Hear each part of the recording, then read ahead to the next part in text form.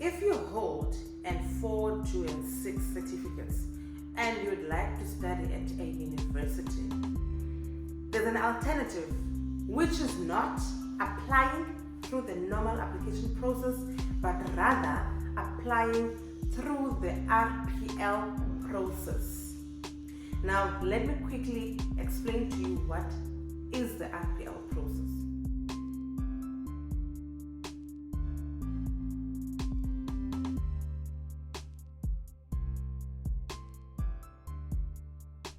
Hello everyone, welcome to my channel.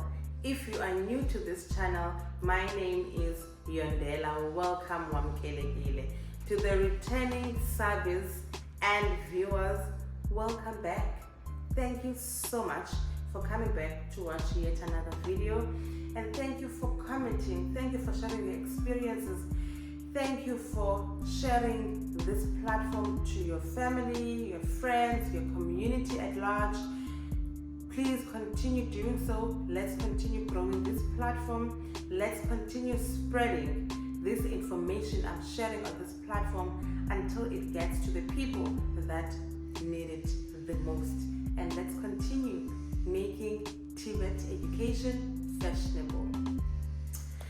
On this video, I am going to give advice to the people that have been wondering whether they can study further at a university with their N4, 2, and 6 certificates. This is a common question. I've experienced it in the classroom when I was a lecturer, where students would ask me, "Ma'am, can I study at a university with N4, 2, and 6? So, at the higher education institutions in South Africa, there is something that is called the recognition of prior learning process. That is whereby the university or the higher education institution will give you access or admission to a specific qualification based on your previous knowledge and skills.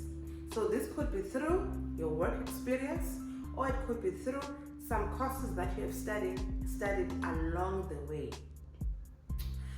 So they make provision for those experiences and the knowledge and skills that you have acquired in the years, right? Now, in a situation whereby you are an N4, 2, and 6 student, or you've got N4, 2, and 6 certificates and you'd like to apply at a university, you can apply through the RPL process.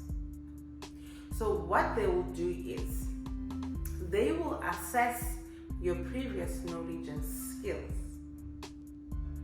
against their learning outcomes, right? So this will be the learning outcomes of the qualification you wish to study for. Now let's make an example. You have your N4, 2, and 6 certificates in financial management, and you would like to study a BCom accounting at a university.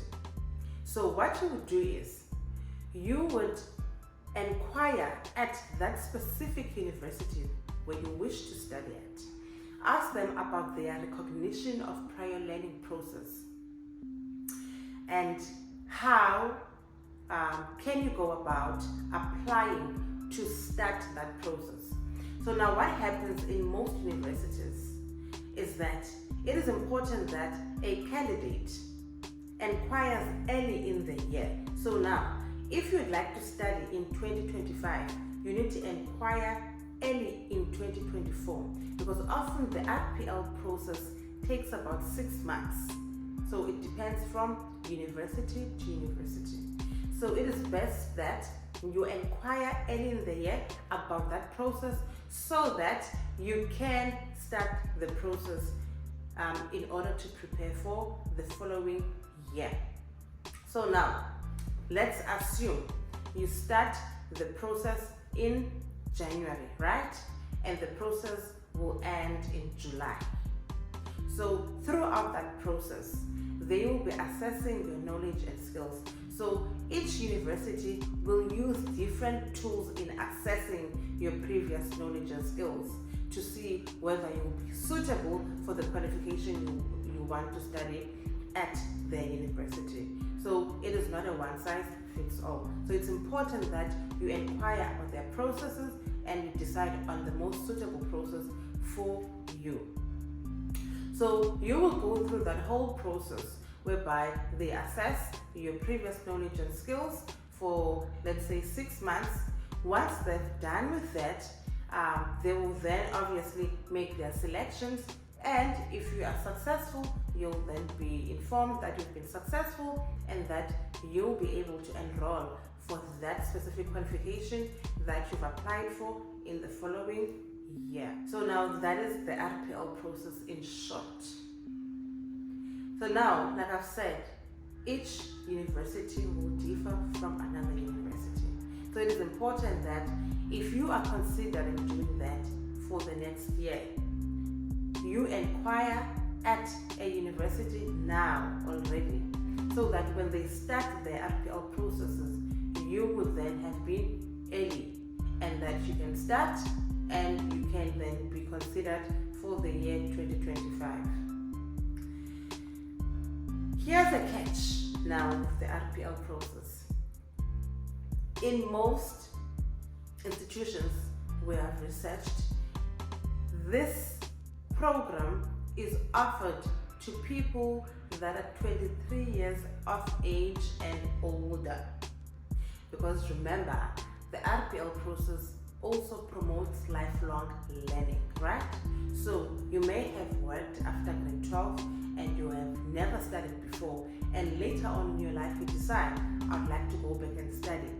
Then you apply through the RPL process to study for an undergraduate degree, and you are accepted. So it gives that opportunity to actually go and acquire a formal qualification at a university without having the desired minimum requirement. So your experience and your previous knowledge and skills will speak for you in that case, right? So that's the catch. Here's a cherry on top. For people that have N4 to N6, they've completed their their in-service training, and they've acquired their national end diploma at TVET College. Did you know that some universities will even credit you apply with your national end diploma for a qualification at the institutions? They will look through the modules that you have studied, and where credits are due, you will then be credited, meaning you will not need to repeat or redo those subjects if they've got the same curriculum also within that qualification, which is you'll be exempted from that, and you'll then do other subjects that you may not have done at the TVET College. So now I need you guys to be proactive and research about these options so that you are informed and equipped, and you know what are the next steps for your career. Remember, on this platform, I share the TVET gospel, and with sharing that gospel, I also advocate for lifelong learning. I advocate for people upskilling themselves. So studying at a TVET College doesn't mean you can never proceed and further your studies at a university. If you wish to, only if you wish to, and you would like to upskill yourself. Remember, upskilling yourself is not only about getting a formal qualification at a university. It can be short courses, it can be workshops, it can be seminars, as long as you try to stay relevant and be informed about the affairs that are happening in your field of interest. So that is basically what I wanted to share on this video, and I hope that this alternative access to university has enlightened you, or the option that I've brought here has enlightened you, and that you will then take it forward and research more about it and inquire about it. And yeah, I wish you all the best. And for those that would like to further their studies at the university, I wish that your RPL processes or assessments will be successful and that you'll eventually be accepted to the qualification of your dreams. Thank you so much for watching. I will see you on my next